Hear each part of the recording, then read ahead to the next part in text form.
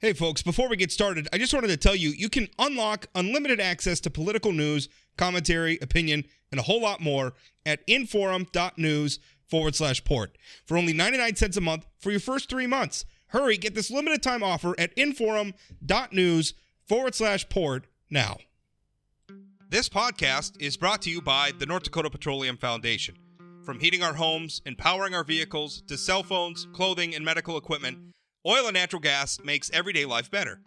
North Dakota Oil and Natural Gas, advancing the possibilities. Learn more at ndpetroleumfoundation.org.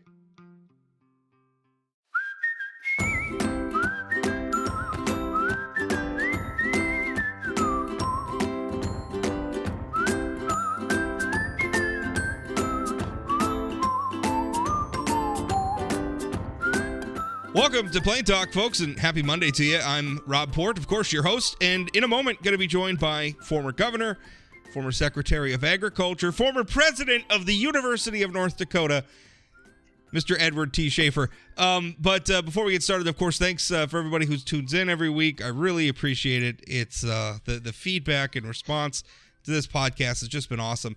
If you're listening via Facebook or so, because a lot of people do that, they listen via Facebook, trying to encourage people to subscribe via a podcasting app. That way you'll get notified whenever there's new episodes. You don't have to worry about, is the Facebook algorithm going to surface this for me when I want to listen to it?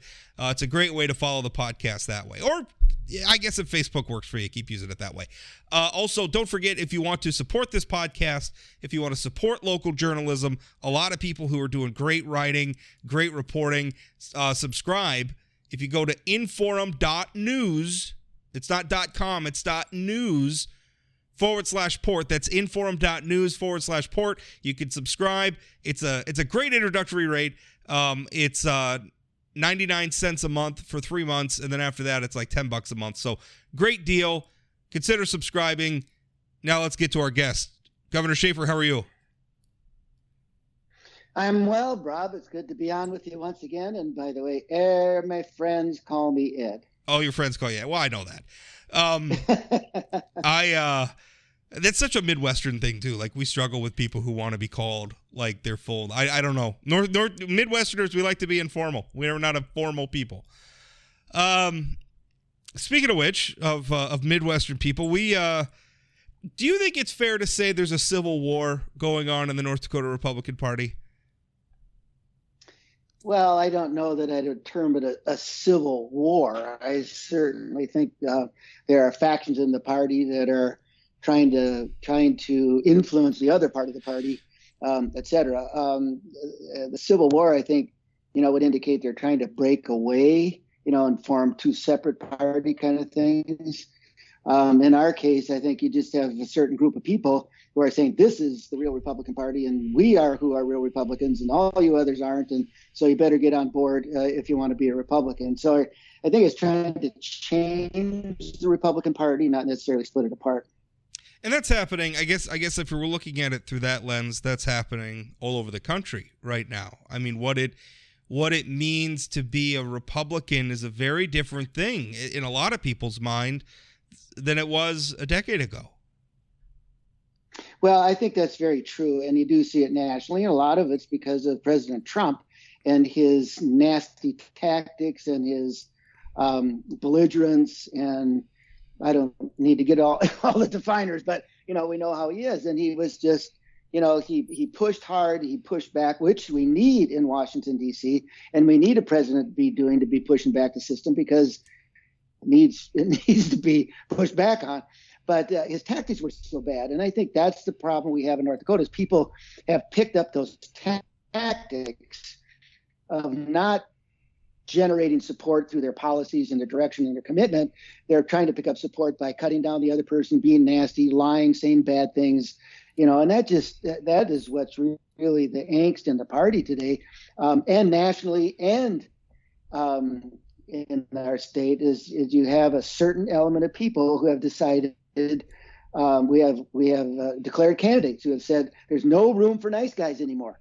We've got to go in there and attack and beat up and be mean. And I just don't believe that's true, but that's what's happening both nationally and in our state of North Dakota. I think that's a really important point. And just recently, you endorsed Senator John Hoeven, our incumbent senator, for another term in office. He's facing, I would think, is probably a front in this battle, if we want to call it a battle. He's facing a primary challenge from Rick Becker. But I want to explore the point you just made, because I think it's a really important one. The problem here is not competition, right? Competition is not. I think sometimes people get afraid, and I know certainly in cycles past, people get afraid of competition. Like, why are you challenging the incumbent? That's bad for the party. I don't believe that. I believe competition is a good thing. I think it's good in the marketplace, in the economy. I think it's good in the marketplace of ideas. There's nothing wrong with somebody saying, even if they're challenging another Republican, saying, hey, I think I have better ideas, or I can be a better leader, so I'm going to go out there and I'm going to make my case, and I'm going to point out what I perceive as flaws in the other candidate and talk about how I would do things better. That's fine. There's nothing at all wrong with that. My problem is a lot of what you're talking about is what's motivating this and the tactics. And when I hear State Representative Rick Becker, and I wrote a column about this last week. He's in District 2. And he's telling people he's going to go to Washington and we're going to arrest people. And then people in the crowd are saying we gotta have the death penalty and everything else. When I hear stuff like that, I think I don't want more of that in politics. I don't want more of that in Washington, D.C. It seems like we have enough of that as it is. And I'm wondering if you're perceiving the same thing. Yeah, Rob, and it's disturbing to me. A lot from various fronts. I mean, one is, what do you gain by, even if you win the office? You gain the office, and you have done it by nefarious means or underhanded means, and how do you perform in that arena? I mean, it kind of defines your personality. The other thing is when we get in, when candidates say these things, or they post Facebook things, or legislators fight against Republican legislators against Republicans. What happens is you ruin the image of Republicans. We spent years and years in North Dakota developing trust in Republican leadership, developing support from the people, voters, who say, yeah, we like the direction of Republicans, we like the way they operate, we like the way they govern, we like the way they develop policy, and we're going to support them. Now you have all this fighting back and forth, calling these public names, misrepresenting voting records, doing things to make people look bad. And what do you get? You get in front of the people, you say, well, why should we elect bad guys? Why do you do that? And what really disturbs me, Rob, is I think about high school student today. A high school student today seeing all the nasty things that are said by Republicans and Democrats, by the way. They're against candidates. Campaigning is negative. You have crummy pictures out there. You have bad things. You have underhanded means to make people look bad. And so if I were a high school student today, what do I see? I see no matter who's getting elected, they're a bad actor. And if they're a bad actor, what trust? Limited government, small, helpful government should be a good thing in our lives. And yet we're creating this image in the system that politics is bad, that government is bad, that people are bad. Well, how do you generate society and culture through government interaction like that? I'll tell you, several years ago, I think it might have been the 2012 cycle.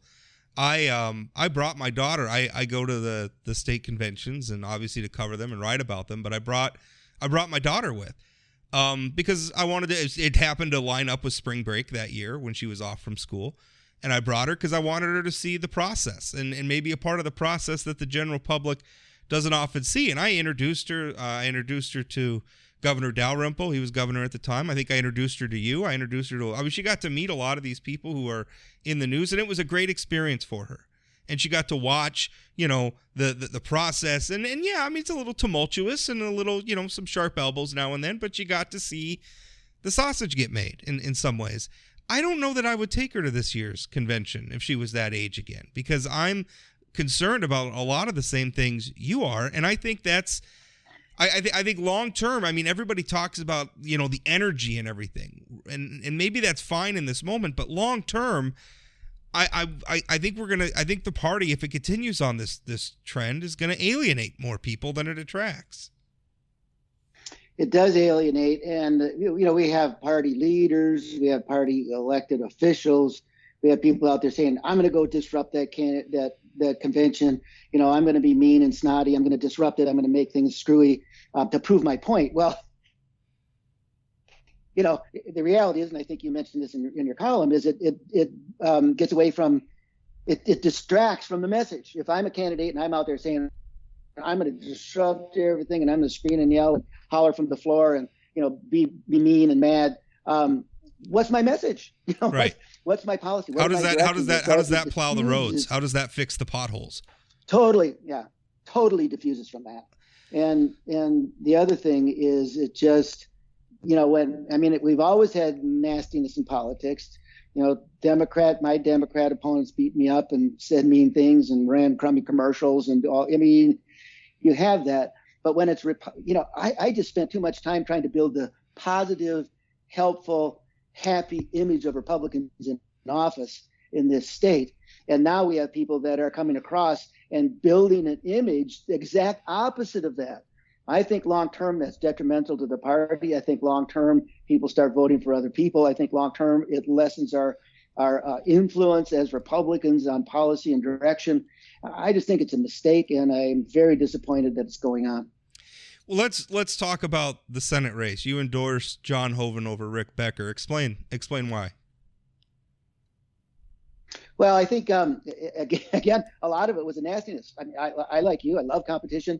When I was chairman of the candidate recruitment committee for the North Dakota GOP, often we'd get into meetings and somebody would say, "Well, I want to run for the legislature because I can't because Sally's been there for 14 sessions and I don't want to run against an incumbent and I'd never win anyway," and stuff. And we always encourage them to run. You can't win if you don't get in the race, right? Right. But there's nothing wrong with competition. There's nothing wrong with saying I have better ideas or different ideas. But when you use the tactics that are being used, bothers me. John Hoeven, was appointed to the Bank of North Dakota in the Schafer administration. He served as governor, on to the Senate now. He's been a public servant in the state of North Dakota for a long, long time. And he's done state well. He's got very high ratings. People like him. People support him. And the reason they do is because he represents Dakota values. And when he is voting, I'm absolutely confident that John Hoeven takes in consideration what is best for the people of North Dakota when I make this vote. Now, we may always agree, say one vote I don't particularly like or one this and that, but that's how I feel about the political campaigning or the political delivery. But the reality is John Hoeven's been a strong public servant. He votes what I think is for the best of people in North Dakota. And what Rick Becker is presenting out there, and I have to say, I like Rick Becker. I've had good conversations with Becker. We talk about taxation and the need for it or the lack thereof. We've had great conversations about governmental policy. But Rick Becker has people that stand up and scream and yell at Mikey Hoeven when she's standing in for her husband, in a district meeting. They go and they block out his daughter and his sister from being a delegate to the statewide convention. Those tactics are just wrong. They're Rick Beckerite. If you look at the way that he deals the legislature, with the way they vote or don't vote or just vote no, there's no coming together. There's no working together. It's my way or no way. And the tactics that are used disturb me and bother me. I'd be all for Rick Becker if Rick Becker would put forth policy and direction and get rid of this negative nonsense in a competition. But this negative nonsense has pushed me into saying I'm gonna make a stand for John Hoeven. I think that it's appropriate. It's funny to me because I've had a lot of the same experiences you have with Rick Becker, where especially when he started his legislative career, I thought he was a very thoughtful, very principled person who whose arguments were worth listening to. I think even when I disagreed, like maybe I didn't like his conclusions, but I felt like he made a good case. And he's fond of going back and looking up now some of the nice things I wrote about him back then. And I don't have such nice things to write about him now, because to me it's who your supporters are matter, right? And if you're out there and you're willing to pander to people who think that we want a senator that's going to go to Washington, D.C. and just start arresting bureaucrats and is happily pandering to a crowd that wants like the death penalty over COVID regulations or something. I mean, listen, we can have that debate, but that's not productive. We already have people in Washington, D.C. who clearly shouldn't be there. You have the Representative Marjorie Taylor Greene and Representative Lauren Boebert from Georgia and Colorado, respectively, heckling the president during the State of the Union address. I don't want more people like that in Washington, D.C. I don't see how that's productive. I don't see how that's ultimately helpful to articulating the conservative message. It isn't. And that's the problem. As I said before, it distracts from the message. I mean, if I'm a Republican and I believe in smaller government, I believe in lesser taxation, if I believe in less restrictions in my life, and those are the policies that I'm pursuing, as for instance, representative in the United States Congress, and I'm up there yelling at the president and the State of the State address, what's my message? My message isn't being a Republican. My message is being a nasty, snotty person, in the decorum. And the United States Capitol, and I think about that in the Capitol building in Bismarck. I love that building, Rob. And they have people standing out there swearing in the hallways, yelling nasty things, being mean to women, on Facebook, and presenting themselves as Republicans and being nasty and saying crappy comments and things. It disturbs me. It just bothers me that my Capitol is generating that kind of activity, and it really bothers me. The Capitol and the party. I mean, that they're ostensibly Republicans, and then also, what really bothers me too is how lucky we are to have such an open process as it is. The lawmakers, you can call them up. I've called up lawmakers and got them on their cell phone on their tractor out in the field, right? Like that's how open. Like they have their home phone numbers or their home addresses on their legislative biography. You go to the Capitol when the legislature's in session, you can walk right into the chamber and sit down and watch the people sit up in the gallery, or you could be right down, obviously behind the brass railing that I always get in trouble for touching accidentally.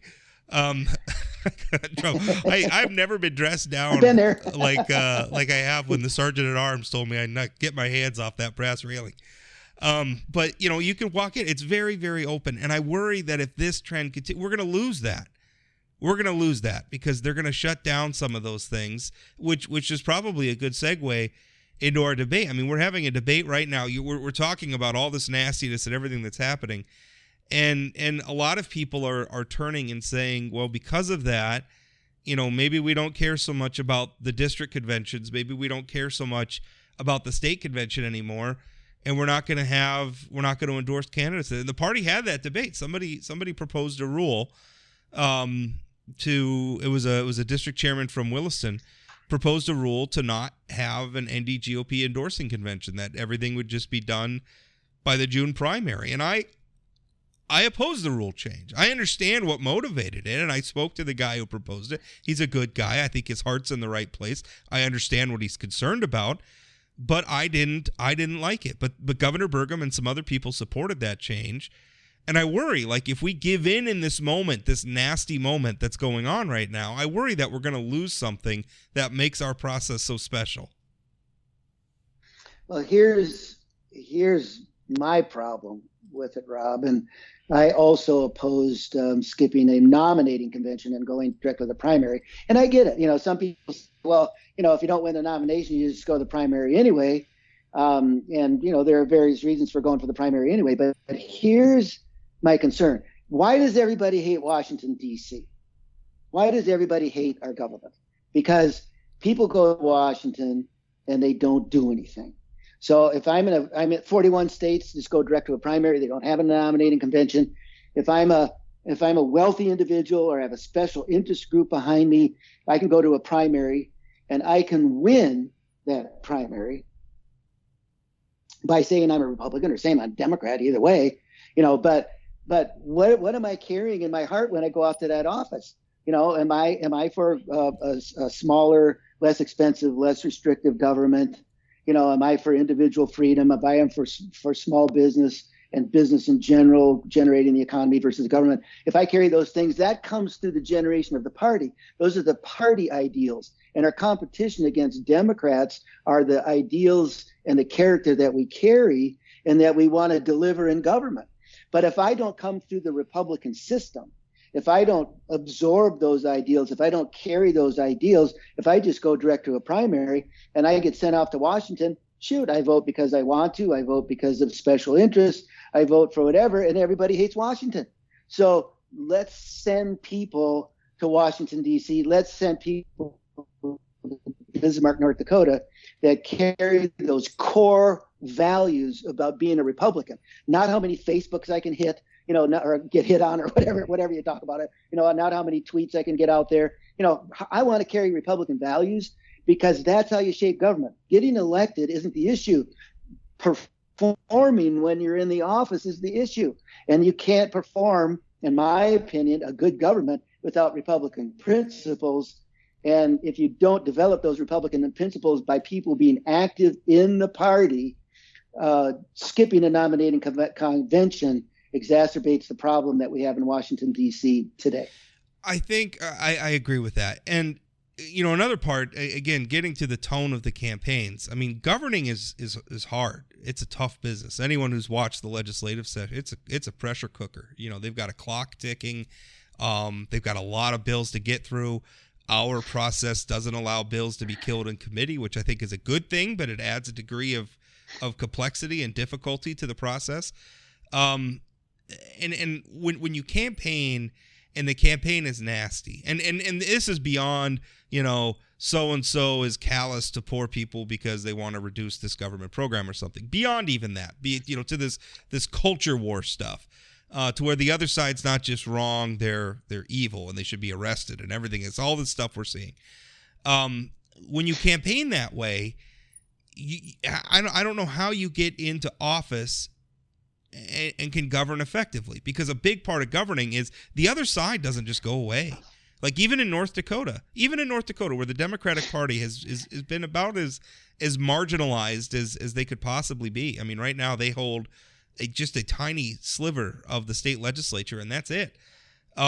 You still have to work with them. You still have to work with people. And I don't know, when your campaign was the other side's evil, the other side's corrupt, the other side's terrible, how do you work with them when you get in Washington, when you get into office, whether it's Washington or Bismarck?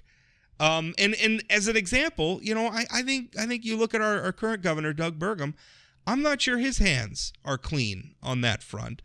I think he probably regrets the tone of his 2016 campaign in particular, where he's running against, the good old boys club instead of that. I think he made a lot of enemies where he didn't need to make enemies, and it's hampered his ability to govern effectively. So to me, that's another reason why campaigning in a principled way, like what you're talking about, why it matters, because when you get into office, you have to work with people you disagree with. I want to go back, Rob, to something you said earlier, which you and I have had conversations about before. The legislature does not govern. Well, okay. You said governing is hard. The legislature develops policy, and the executive branch governs. All right. And here's why that's important. One of the tenets we had in the office, in my office in the Capitol, was you serve all the people all the time. And that came from a farmer in Zeeland, North Dakota, when I was on the campaign trail, started poking me in the chest. And he said, I'm a Democrat, you're a Republican, you're probably going to get elected. But when you do, I want you to know you represent me and you represent everybody else when you're in that office. And so, the reality is the politics gets you elected, it gets you in the seat. But once you're there, you have to perform. It's the politics of performance. And what keeps you there is giving people the government that they want. And so we've campaigned about saying we want a smaller government, a less expensive government, a less intrusive government, whatever the things we campaign on as Republicans. When you get into the legislative session, it is incumbent on legislators to craft policy based on those political commitments, that those political philosophies that we carried those offices. And so when you craft public policy, you need to include all the people all the time. You're serving now. You're not campaigning. Now you're serving. And sometimes, people disenfranchised, difficult, the lame and the poor, they need government help.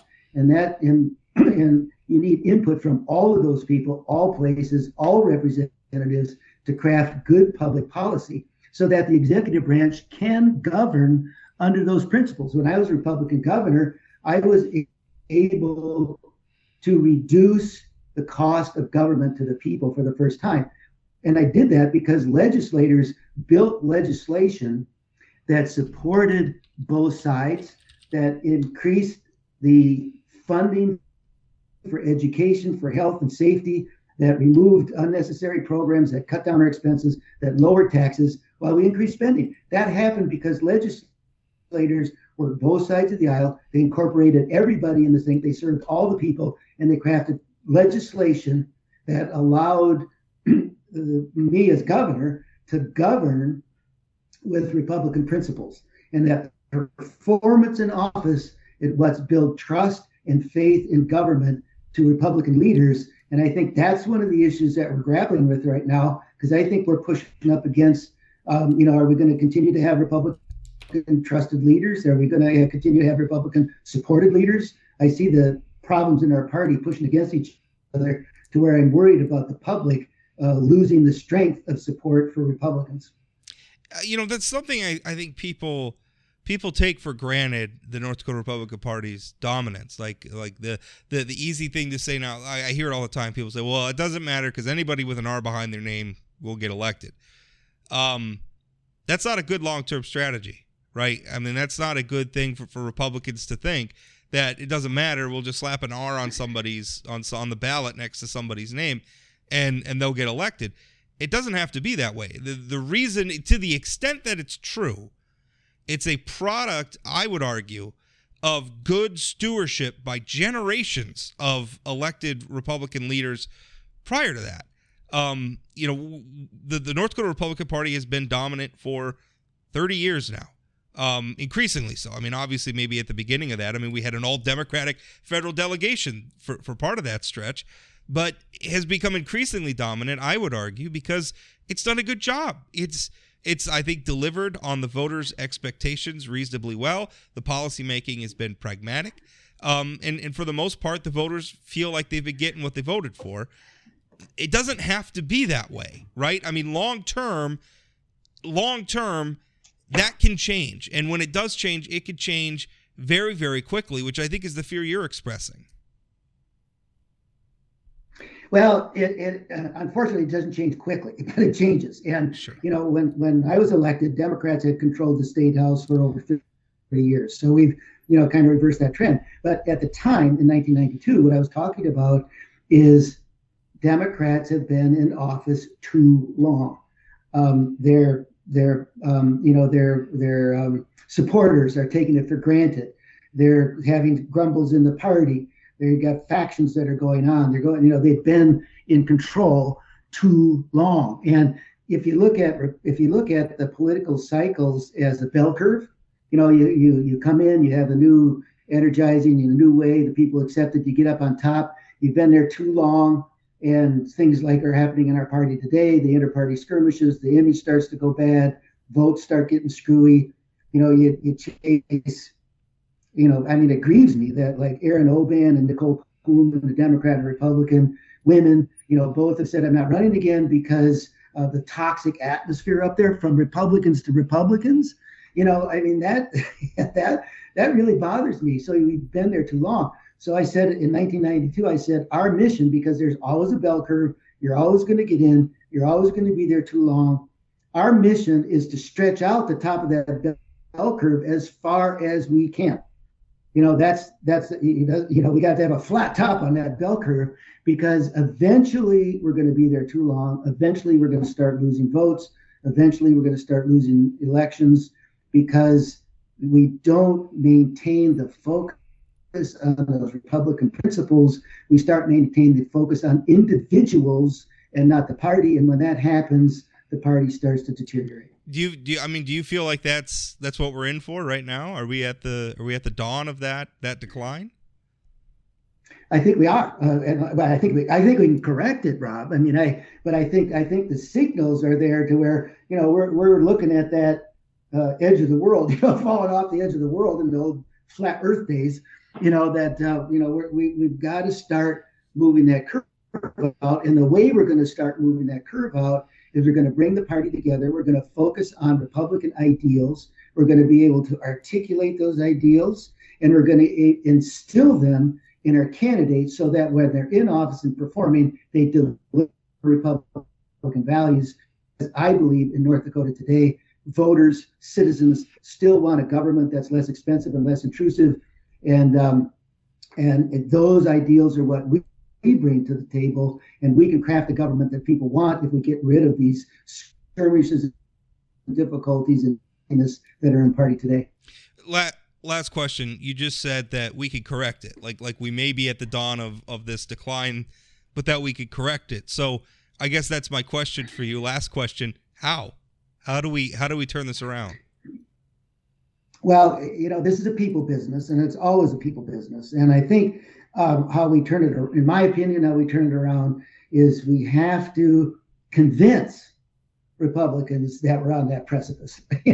We have to convince Republicans that they need to get involved in. We built this party over the last 30 years by neighbors talking to neighbors, talking to your coworkers, talking to your relatives at the dinner table about Republican values, about having conversations at elevators and supermarkets and lumber yards, across this state about what Republican values mean. And you know what? We showed up, we shook hands, we worked shoulder to shoulder together. We need to introduce ourselves to each other again. We need to bring people back into this party. Our party members need to go to district conventions.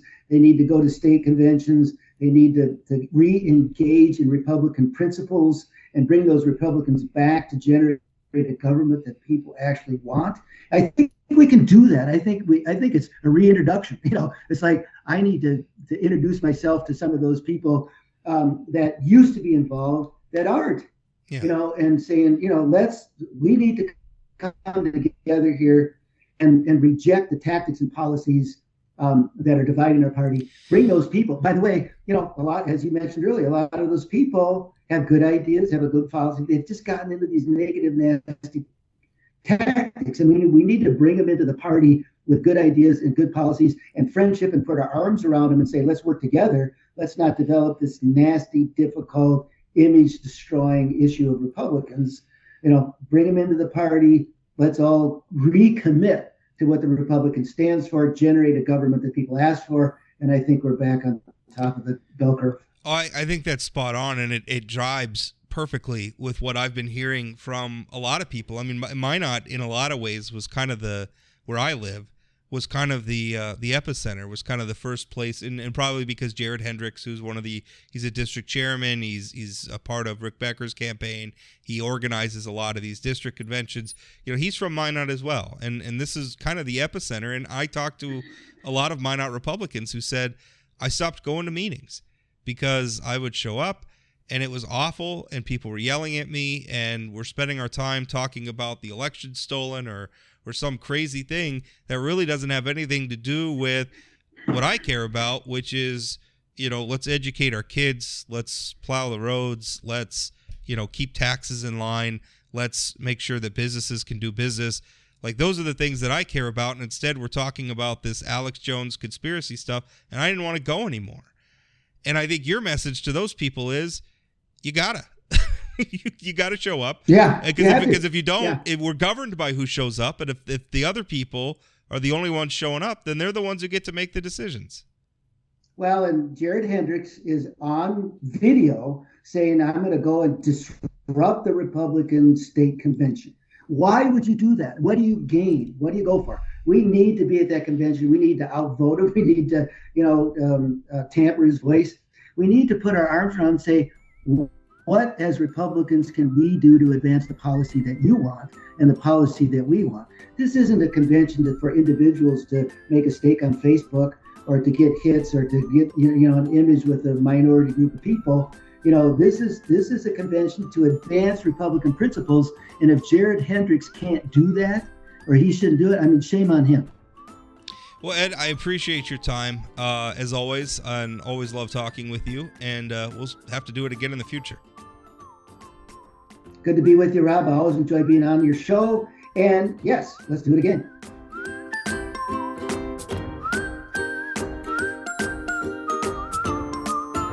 Want more political news like this? Visit inforum.news/port to get 3 months of unlimited access to our news network for only 99 cents a month. Don't wait. Get this limited time offer at inforum.news/port now.